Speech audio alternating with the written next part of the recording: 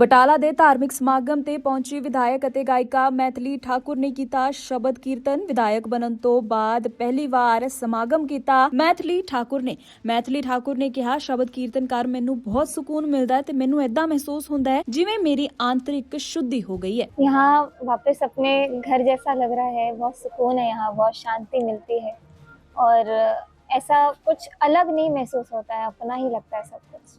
कितने साल हो गए यहाँ पे?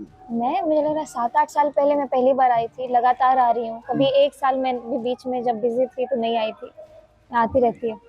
और सारा मैनेज जो कैसे होता है, नेताजी भी करनी है, विधायक भी हो और अपनी गायकी भी नहीं छोड़ी जा रही। मन साफ रहेगा तो मैं दुनिया के सारे पहाड़ वाले काम कर लूँगी।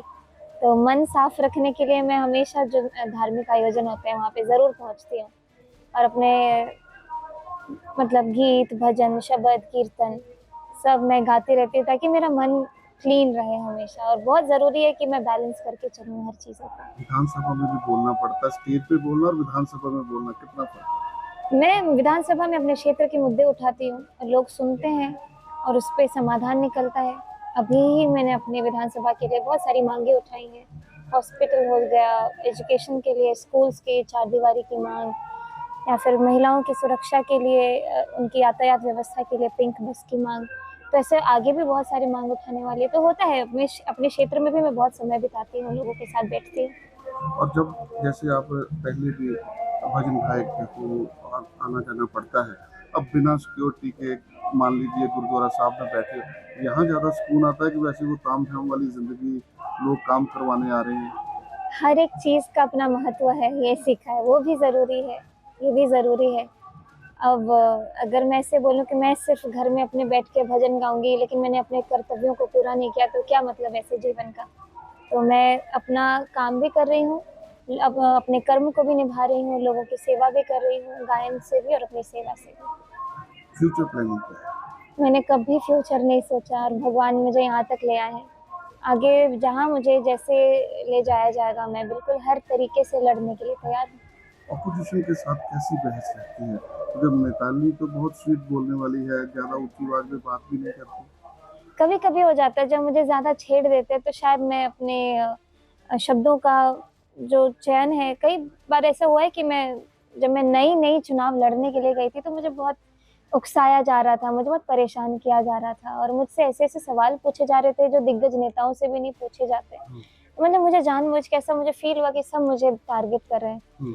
तो उस समय मैं थोड़ी विचलित थी, लेकिन अब धीरे धीरे जैसे समय बढ़ते जा रहा है तो मैं सेटल हो रही हूँ और सीख रही हूँ कि अब ये तो चलता ही रहेगा, तो हर चीज़ पर रिस्पॉन्ड करने की जरूरत नहीं है। कहते हैं कि जो एक शायर होता है, गायक होता है, वो बहुत दिल का सॉफ्ट होता है। जब ये लोग अपोजिशन वाले आप पर कोई उंगली खड़ी करते हैं तो क्या मन पे आता है? अब नहीं आता मन पे। अब मुझे ये समझ चुकी हूँ कि उनका काम अपोजिशन में रह के यही होता है कि वो मुझ पर उंगली उठाएं। और यही लोकतंत्र की खूबसूरती भी आप कह सकते हैं कि एक दूसरे को चेक करने के लिए लोग हमेशा बैठे रहते हैं। तो जो सत्ता पक्ष में है, हमको चेक करने के लिए विपक्ष लोग कुछ भी बोल सकते हैं उनका, जो तो हमको देखना है कि हम अपना काम अच्छे से कर रहे हैं कि नहीं। और आपके भजन की बात की जाए तो कैसे फिर टाइम मैनेज होता है? सुबह के कुछ घंटे मेरे पास रहते हैं, रात के कुछ घंटे मेरे पास रहते हैं, तो मैनेज हो जाता है। तो ऐसे जब दूर दराड़ आना पड़ता है, जैसे बिहार से पंजाब आना, तो फिर वो कैसे? अब विधानसभा में 2 दिन की छुट्टी थी, तो छुट्टी में मेरा आना जाना हो जाएगा। कल मैं सुबह 9 बजे पटना लैंड करूंगी और सीधे विधानसभा घुसूंगी। मेरा प्रश्न रेडी है। अच्छा, क्या प्रश्न पूछने वाले हो जाके ये बता दीजिए। अब मुझे लोगों ने बोला कि आगे की फ्यूचर की बातें नहीं बतानी चाहिए और इसमें मुझे काफी ट्रोल भी किया गया था। जब मुझसे मेरा एक समय था कि मुझसे मेरा ब्लूप्रिंट पूछा गया था, तो मुझे ऐसा लगा कि मुझे अपने आगे जो मैं काम करने वाली हूँ मुझे नहीं बताना। अभी भी मैं वही सोचती हूँ, मैं क्या प्रश्न उठाऊंगी अभी नहीं, सीधे सदन में उठाऊंगी, तो आप लोग सुनिएगा। ये जी इस बार 26वां आया सालाना समागम होंदा और कई बार 8 दिन भी, इस बार 8 दिन सीगा, कई बार 12 14 15 दिन भी होंदा है। सो गुरु साहब की कृपा जी, कई बार उलीका जाता प्रोग्राम ते लड़ी बनती है तो लास्ट में बहुत बड़ा होंदा है, जिधर सारे वर्ल्ड को इत्थे मंगाए जाते हैं। वर्ल्ड नोन, वर्ल्ड फेम पूरे संसार कोसे भी इत्थे आउंदे इत्थे ते सैकड़े पिंडां दी संगत आउंदी है, बहुत शहरां दी भी आउंदी है।